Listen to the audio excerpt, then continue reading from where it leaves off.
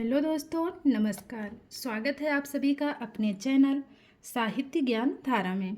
आशा करती हूँ आप सभी लोग स्वस्थ होंगे और अपनी पढ़ाई में लगे होंगे। तो कवियों की श्रृंखला में बिना किसी देरी के आज हम लोग पढ़ेंगे भीष्म साहनी के बारे में। तो हम सोच रहे थे कि कवियों का जीवन परिचय समाप्त होने के बाद काव्य शास्त्र शुरू किया जाए। आप लोग बताइएगा कि सही रहेगा या नहीं। तो देखते हैं भीष्म साहनी के बारे में। इनका समय है 1915 ईस्वी से लेकर 2003 ईस्वी तक। भीष्म साहनी का जन्म 8 अगस्त 1915 को रावलपिंडी, पाकिस्तान में हुआ था। भारत विभाजन के बाद ये अमृतसर आकर रहने लगे। इनके भाई बलराज साहनी बॉलीवुड में फिल्म अभिनेता रहे हैं। भीष्म साहनी ने सन 1937 में लाहौर गवर्नमेंट कॉलेज में अंग्रेजी लिटरेचर से एमए किया और पंजाब विश्वविद्यालय से पीएचडी की उपाधि प्राप्त की। आगे देखते हैं। भीष्म साहनी ने भारतीय जननाट्य संघ इप्टा में भी काम किया। बाद में अमृतसर में अध्यापक पद पर काम किया। फिर दिल्ली विश्वविद्यालय में साहित्य के प्रोफेसर भी बने। तो सभी बातों का ध्यान रखेंगे क्योंकि कुछ पता नहीं है कि किस तरह के प्रश्न परीक्षा में बन सकते हैं। तो इसीलिए हमें अपनी तैयारी जो है बहुत ही अच्छे ढंग से करनी है। भीष्म साहनी सन 1957 से लेकर 1963 ईस्वी तक मॉस्को में विदेशी भाषा प्रकाशन गृह में अनुवादक रहे। यहाँ उन्होंने करीब 2 दर्जन रूसी किताबें जैसे टॉलस्टॉय, ऑस्ट्रोवस्की इत्यादि लेखकों की किताबों का हिंदी में अनुवाद किया। भीष्म साहनी प्रगतिशील लेखक संघ और अफ्रो एशियाई लेखक संघ से भी जुड़े रहे। भीष्म साहनी सन 1965 से 2 साल तक नई कहानी पत्रिका का संपादन किया। बाद में सन 1993 से लेकर 1995 तक वे साहित्य अकादमी के कार्यकारी समिति के सदस्य भी रहे हैं। तो इस बात का विशेष ध्यान रखेंगे इन्होंने कब क्या किया है, कहाँ से इन्होंने किस सन में पढ़ाई पूरी की है, कब इन्होंने पत्रिका का संपादन किया, किस सन से लेकर किस सन तक इन्होंने साहित्य अकादमी संस्था के लिए काम किया। आगे देखते हैं। भीष्म साहनी के प्रसिद्ध उपन्यास तमस, जिसका समय है 1973 ईस्वी, के लिए साहित्य अकादमी पुरस्कार दिया गया। इसी उपन्यास पर हिंदी फिल्म भी बनी है। अब बात करते हैं पुरस्कार की। इनको कौन कौन से पुरस्कार मिले हैं और कब कब मिला है। साहित्य अकादमी पुरस्कार 1975 ईस्वी में, सोवियत लैंड नेहरू पुरस्कार 1983 ईस्वी, पद्म भूषण 1998 ईस्वी, लेखक शिरोमणि पुरस्कार 1975 ईस्वी। पुनः देखेंगे। साहित्य अकादमी भीष्म साहनी को कब मिला? 1975 में मिला। सोवियत लैंड नेहरू पुरस्कार 1983 में मिला। पद्म भूषण 1998, लेखक शिरोमणि पुरस्कार 1975 ईस्वी में। अब बात करते हैं इनके उपन्यास की। इन्होंने कौन कौन से उपन्यास लिखे हैं इसको भी देख लेते हैं। झरोखा 1967 ईस्वी, कड़ियाँ 1970 ईस्वी, तमस 1973 ईस्वी, बसंती 1980 ईस्वी, मैयादास की माड़ी 1988 ईस्वी, कुंती 1993 ईस्वी, नीलू नीलिमा नीलोफर 2000 ईस्वी। तो इसको कनेक्ट करने की कोशिश करते हैं। तो तम से अंधेरा होता है तो तमस को तम करेंगे। तो जो बसंती है, मान के चलिए कोई बसंती नाम की स्त्री है, युवती है, वो क्या करती है? कड़ियाँ लगे झरोखे से जो है तम में मैयादास की माड़ी को देखती है और कुंती से कहती है कि ये तो नीलू नीलिमा नीलोफर है। पुनः इसको देखेंगे। कोई बसंती नाम की युवती है जो तम अर्थात तम को जो है तमस को तम करेंगे, तम अर्थात अंधकार हो गया। बसंती अंधकार में या तम में कड़ियों लगे झरोखे से मैया दास की माड़ी देखती है और कुंती से कहती है कि ये तो नीलो नीलिमा नीलोफर के जैसी दिख रही है। तो इस प्रकार इनके सारे उपन्यास कनेक्ट हो जाएंगे। और मुझे लगता है कि ट्रिक से ज़्यादा हम लोग अगर अलग अलग याद करेंगे तो ट्रिक से तो बस रचनाएं याद होती हैं, समय नहीं याद हो पाता है। इसलिए अलग अलग याद करना मुझे लगता है ज़्यादा बेस्ट रहता है समय के साथ। अब बात करते हैं प्रसिद्ध कहानियों की। इनकी कहानियां हैं चीफ की दावत 1956 ईस्वी, इंद्रजाल, अमृतसर आ गया, भटकती राख, पटरियाँ, पहला पाठ, खून का रिश्ता, अपने अपने बच्चे 1957 ईस्वी की एक रचना है। तो इसको कनेक्ट करने की कोशिश करते हैं। जो भीष्म साहनी है वो क्या करते हैं, वो चीफ की दावत खाने के लिए पटरियों पर भटकते हैं। भटकने से हो गया भटकती राख। तो भीष्म साहनी चीफ की दावत खाने के लिए पटरियों पर क्या करते हैं, भटकते रहते हैं। और जब भटकते रहते हैं तो उसी समय उन्हें क्या याद आता है, इंद्रजाल का पहला पाठ याद आ जाता है और कहते हैं कि ये तो अमृतसर आ गया, यहाँ खून का रिश्ता है और अपने अपने बच्चे रहते हैं। तो इस प्रकार से कनेक्ट कर लेंगे इनकी प्रसिद्ध कहानियों को। अब बात करते हैं कहानी संग्रह की। कहानी संग्रह है भाग्यरेखा 1953 ईस्वी, पहला पाठ 1957 ईस्वी, भटकती राख 1966 ईस्वी, पटरियाँ 1973 ईस्वी, वांगचू 1978 ईस्वी, शोभा यात्रा 1981 ईस्वी, निशाचर 1983 ईस्वी, पाली 1989 ईस्वी, डायन 1998 ईस्वी। तो ये सभी इनकी क्या हैं, कहानी संग्रह हैं। तो इसको कनेक्ट करने की कोशिश करते हैं। तो इसको देखते हैं ट्रिक के माध्यम से। भीष्म साहनी पटरियों पर भटकते हुए क्या करते हैं, पटरियों पर भटकते रहते हैं और उनको उसी समय क्या याद आता है, भाग्य रेखा का पहला पाठ याद आता है और कहते हैं कि ये तो वांगचू की शोभा यात्रा है और इस शोभा यात्रा में पाली गई निशाचर डायन भी आई हुई है। पुनः इसको देखते हैं। भीष्म साहनी पटरियों पर भटकते रहते हैं, उसी समय उनको भाग्य रेखा का पहला पाठ याद आता है और कहते हैं कि ये तो वांगचू की शोभा यात्रा है, इसमें पाली हुई निशाचर डायन भी आई हुई है। तो इस प्रकार इसको ट्रिक के माध्यम से कनेक्ट कर सकते हैं। तो ऐसे तो रचनाएं कनेक्ट हो जाएंगी, लेकिन अलग अलग याद करने से फ़ायदा ये रहेगा कि रचनाओं के साथ साथ हमें सन भी याद रहता है। तो जिसको जैसे भी याद हो, बस याद होने से मतलब है। अब बात करते हैं नाटक विधा की। हानूश 1977 ईस्वी, आलमगीर, मेरा रंग दे बसंती चोला, कबीरा खड़ा बाजार में 1981 ईस्वी, माधवी 1984 ईस्वी, मुआवजे 1993 ईस्वी। तो इनके नाटकों को कैसे कनेक्ट करेंगे, मान के चलिए हानूश नाम का कोई व्यक्ति है और वो आलमगीर से क्या कहता है कि मेरा रंग दे बसंती चोला। तो फिर वो क्या कहता है कि इसमें तो मुआवजे लगेंगे क्योंकि माधवी भी जो है कबीरा खड़ा बाजार में, तो कबीरा भी माधवी के साथ कहाँ खड़ा है, बाजार में खड़ा है, इसलिए मुआवजा लगेगा। पुनः देखते हैं। कोई हानूश नाम का व्यक्ति है, आलमगीर से कहता है कि मेरा रंग दे बसंती चोला। तो वो कहता है कि कबीरा भी माधवी के साथ बाजार में खड़ा है, इसलिए इसका क्या लगेगा, मुआवजा लगेगा। तो इस प्रकार इनके नाटक को कनेक्ट कर सकते हैं। अब बात करते हैं इनकी आत्मकथा की। बलराज माई ब्रदर्स, इनकी आत्मकथा है बलराज माई ब्रदर्स। बाल साहित्य की बात करें तो गुलेल का खेल, इनका बाल साहित्य है गुलेल का खेल। तो अभी हम लोगों ने भीष्म साहनी के बारे में विस्तृत जानकारी ली। अब देखते हैं इनसे बनने वाले प्रश्नों के बारे में, जो परीक्षा के दृष्टिकोण से अत्यंत ही महत्वपूर्ण साबित होंगे।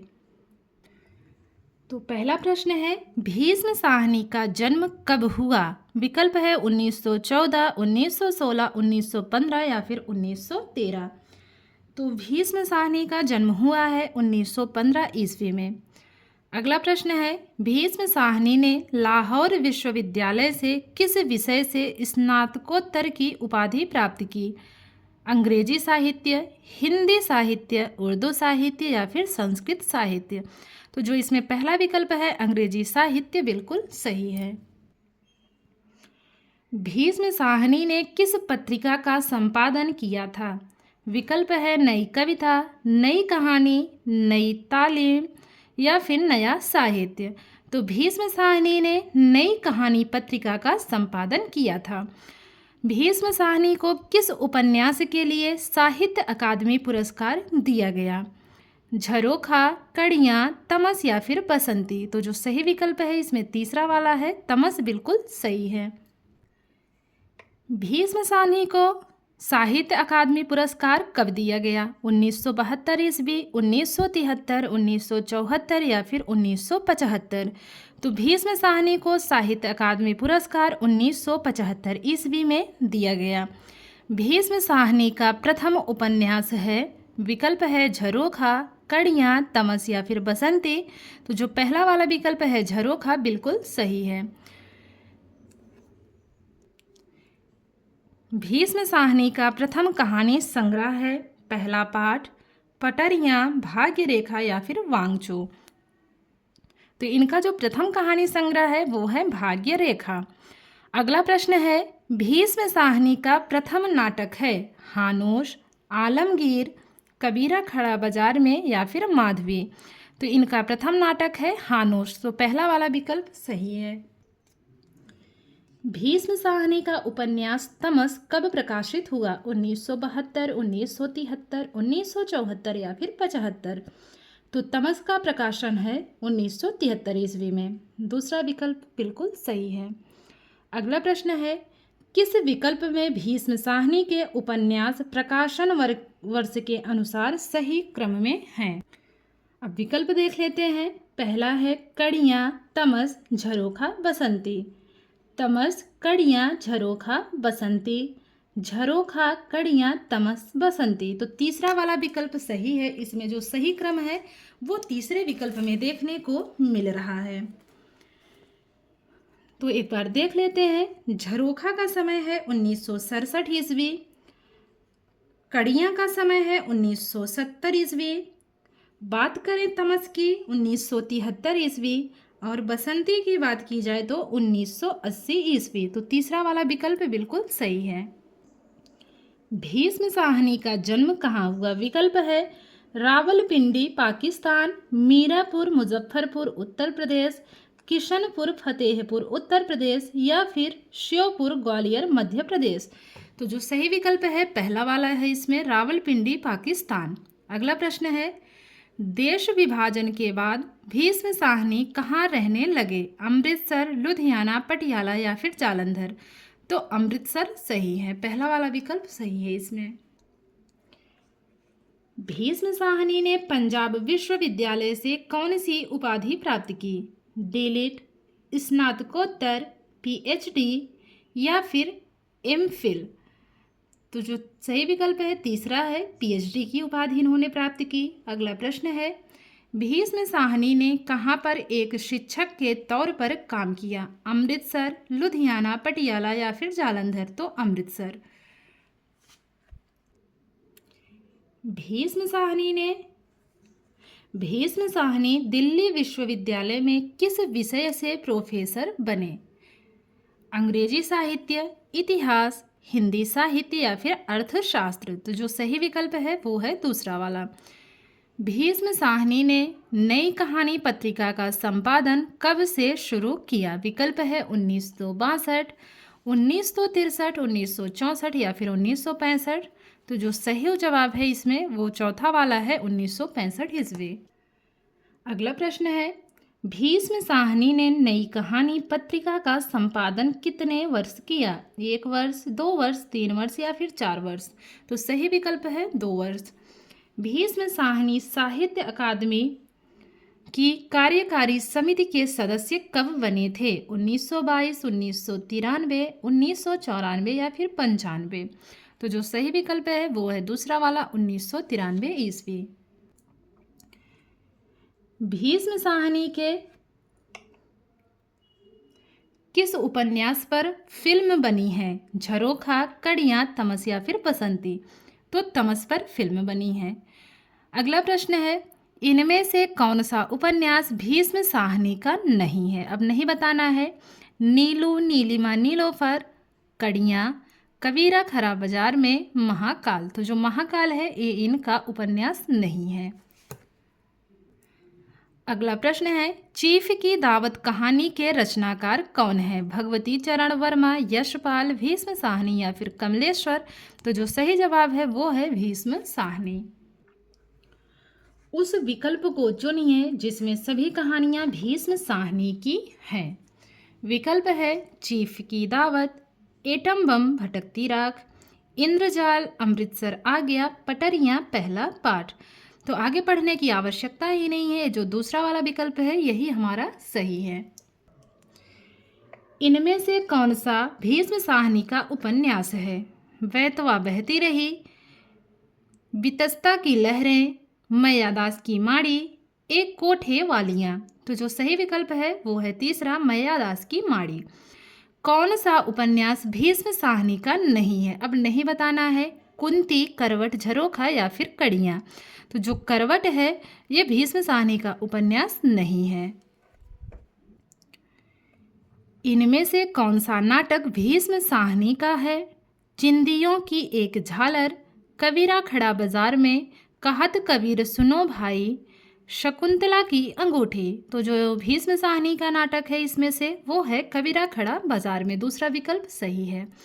अगला प्रश्न है, भीष्म साहनी को सोवियत लैंड नेहरू पुरस्कार कब दिया गया? 1983, 1985, 1984 या फिर 1986? तो भीष्म साहनी को सोवियत लैंड नेहरू पुरस्कार 1983 ईस्वी में दिया गया। भीष्म साहनी को पद्म भूषण पुरस्कार से कब सम्मानित किया गया? 1996, 1998, 1997 या फिर 1995? तो भीष्म साहनी को पद्म भूषण पुरस्कार से 1998 ईस्वी में सम्मानित किया गया। अगला प्रश्न देखते हैं, भीष्म साहनी को लेखक शिरोमणि पुरस्कार से कब सम्मानित किया गया? 1972, 73, 75 या फिर 74? तो 1975 बिल्कुल सही जवाब है। अगला प्रश्न है, भीष्म साहनी की आत्मकथा है बलराज माई ब्रदर्स, आज के अतीत, कल की बातें, अपनी खबर? तो जो पहला वाला विकल्प है इसमें बिल्कुल सही है। भीष्म साहनी का बाल साहित्य है दूध बतासा, बंदर का ब्याह, गुल्लेल का खेल या फिर मिर्च मसाला? तो भीष्म साहनी का जो बाल साहित्य है वो है गुल्लेल का खेल, तीसरा विकल्प सही है। मेरा रंग दे बसंती चोला नाटक के रचनाकार कौन है? भगवती चरण वर्मा, यशपाल, भीष्म साहनी या फिर कमलेश्वर? तो भीष्म साहनी है। इनमें से कौन सा नाटक भीष्म साहनी का नहीं है? नहीं बताना है। विकल्प है आलमगीर, माधवी, डॉक्टर, मुआवजे? तो डॉक्टर भीष्म साहनी का जो है नाटक नहीं है, तो तीसरा वाला विकल्प इसमें सही है। इनमें से कौन सा कहानी संग्रह भीष्म साहनी का नहीं है? भाग्यरेखा, डायन, निशाचर, ठुमरी? तो जो ठुमरी है ये भीष्म साहनी का कहानी संग्रह नहीं है। अगला प्रश्न है, भाग्य रेखा कहानी संग्रह का प्रकाशन वर्ष है 1952, 1953, 1954 या फिर 1955? तो भाग्य रेखा कहानी संग्रह का प्रकाशन वर्ष है 1953 ईस्वी, दूसरा विकल्प सही है। अगला प्रश्न है, भीष्म साहनी का निधन कब हुआ? 2002, 2003, 2004 या फिर 2005? तो भीष्म साहनी का निधन हुआ है 2003 ईस्वी में। तो आशा करती हूँ आज की वीडियो आप लोगों को अच्छी लगेगी। अगर वीडियो अच्छी लगे तो लाइक कीजिएगा और कमेंट के माध्यम से ज़रूर बताइएगा कि आप लोगों को वीडियो कैसी लगी। कोशिश यही रहती है कि कम से कम समय में ज़्यादा से ज़्यादा जानकारी आप लोगों तक प्रेषित की जाए। तो मिलते हैं कवियों की श्रृंखला में एक और कवि के साथ। तब तक के लिए सभी को जय श्री राधे कृष्णा, जय श्री सीताराम, नमस्कार।